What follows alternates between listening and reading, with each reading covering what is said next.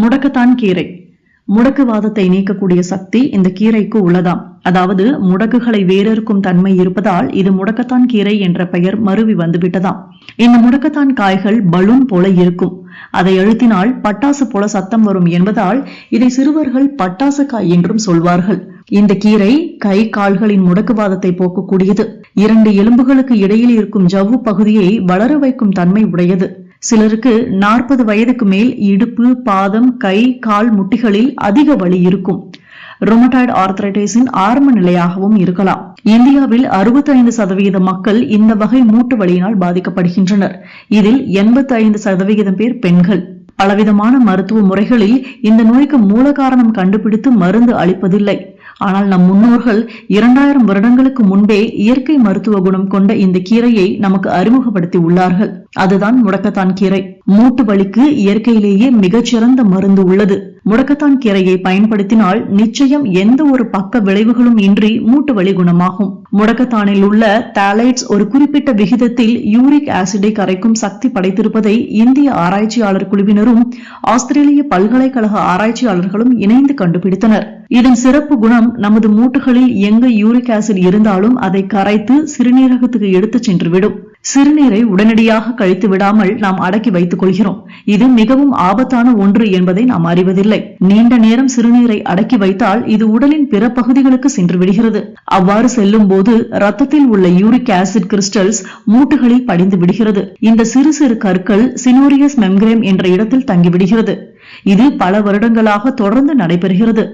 சிலருக்கு 35 வயதுக்கு மேல் காலை படுக்கையை விட்டு எழும்பொழுது இடுப்பு, பாதம், கை, கால் முட்டிகளில் அதிக வலி இருக்கும். இதுதான் ருமட்டாய்டு ஆர்த்ரைட்டிஸின் ஆரம்ப நிலையாகும். முடக்கத்தான் கீரையை சமைத்து சாப்பிட்டால் கீழ்பிடிப்பு, கீழ்வாதம், கால்களை நீட்ட மடக்க முடியாமல் இருப்பது, நடக்க முடியாமல் இருப்பது போன்றவை குணமாகும். முடக்கத்தான் இலைகளை வெயில் படாமல் நிழலில் உலர வைத்து பொடியாக்கி வைத்துக் கொண்டால் இருமல் இருக்கும்போது பயன்படுத்தலாம். சூடான சாதத்தில் நல்லெண்ணெய், உப்பு, முடக்கத்தான் பொடி சேர்ந்து கலந்தும் சாப்பிடலாம்.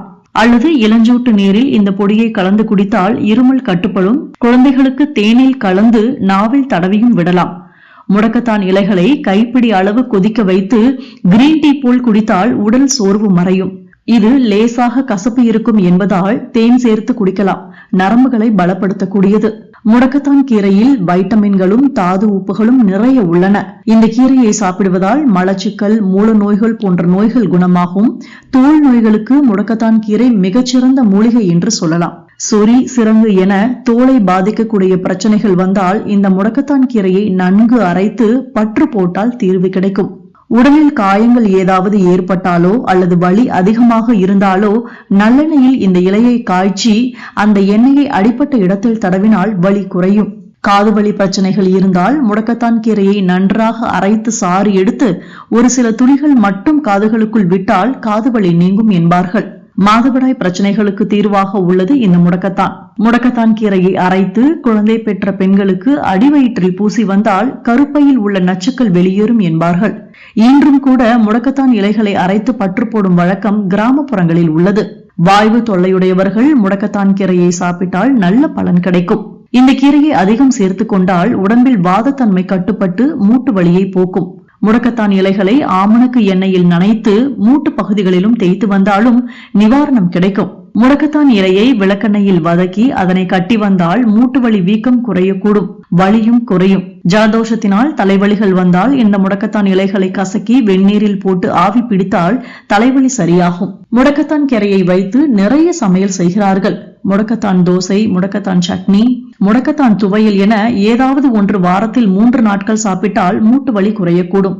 சிலர் இந்த கீரையில் போண்டா, பிரியாணி என்றெல்லாம் செய்வார்கள்.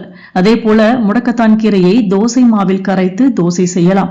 ஆனால் இந்த கீரையை கொதிக்க வைத்து சாப்பிடக்கூடாது. அப்படி சாப்பிட்டால் அதன் மருத்துவ குணங்கள் கொதிப்பில் அழிந்துவிடும்.